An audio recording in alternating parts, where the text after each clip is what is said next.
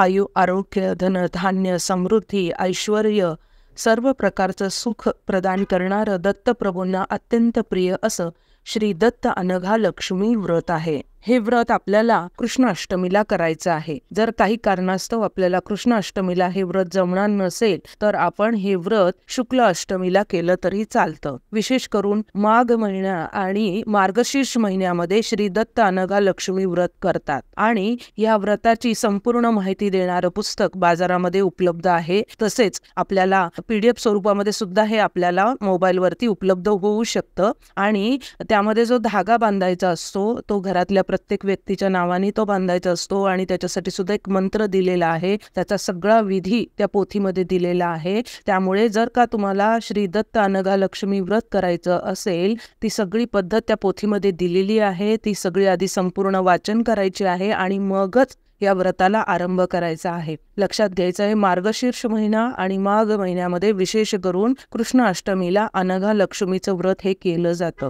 आणि ज्यांना जमत असेल त्यांनी प्रत्येक महिन्याच्या कृष्ण अष्टमीला हे व्रत केलं तरी चालतं. श्री गुरुदेव दत्त.